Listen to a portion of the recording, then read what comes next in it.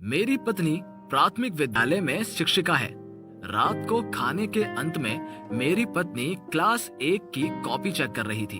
एक नोटबुक को देखते ही मेरी मिसेस की आंखों से आंसू बह गए। मैं पास में बैठा टीवी देख रहा था। मैंने पत्नी की ओर देखा और अपनी पत्नी को उसके आंसू पहुंचते देखा। मैं चौंक गया। मैंने पूछा, तुम क्यों रो रही हो? मेरी मिसेस ने कहा, कक्षा 1 की परीक्षा में एक निबंध आया, माय विश। तो मैंने पूछा, तो फिर क्या हुआ, इसमें रोने की क्या बात है? ये प्रश्न सुनकर उन्होंने कहा, मैंने सबकी कॉपी देखी, सबने बहुत अच्छा लिखा। मुझे कुछ समझ नहीं आया और कहा, तो इसमें क्या है? मेरी पत्नी ने उत्तर दिया कि एक कॉपी देखने के बाद मैं खुद पर नियंत्रण नहीं रख पाई। आंखों से आंसू बाहर आ गए। मुझे बहुत आश्चर्य और दिलचस्पी थी, तो मैंने पूछ लिया, अच्छा बताओ, क्या लिखा था उसमें? मेरी पत्नी ने निबंध पढ़ना शुरू किया।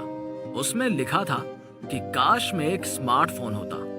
मेरे पिताजी और माँ दोनों के पास स्मार्टफोन है। स्मार्टफोन से बहुत प्यार करते हैं, लेकिन मुझे बिल्कुल प्यार नहीं करते। मेरे पिता जहां भी जाते हैं अपना स्मार्टफोन अपने साथ ले जाते हैं, लेकिन मुझे कभी साथ नहीं ले जाते।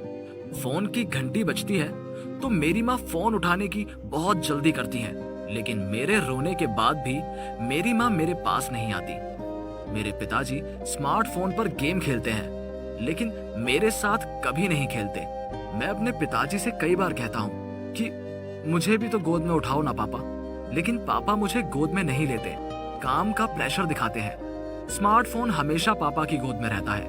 मैं अपनी माँ के पास गया और उनसे कहा कि मेरे साथ थोड़ा सा खेलो, लेकिन मेरी माँ मुझ पर गुस्सा हो जाती है और कहती है, मैं नहीं खेल सकती, देख नहीं रहा कितना काम कर रही हूँ, अभी मैं तुम्हारे मामा के साथ चैट कर रही हूँ, रुको।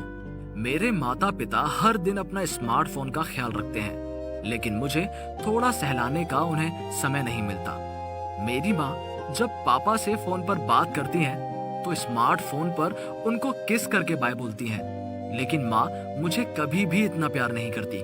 मेरे पिताजी हमेशा अपना स्मार्टफोन सर के पास रखकर सोते हैं, लेकिन वो मुझे कभी गले नहीं लगाते और ऐसे ही सो जाते हैं। लेकिन कभी कभी मेरी माँ मुझे खाना देना भूल जाती है, पर स्मार्टफोन को रिचार्ज करना कभी नहीं भूलती।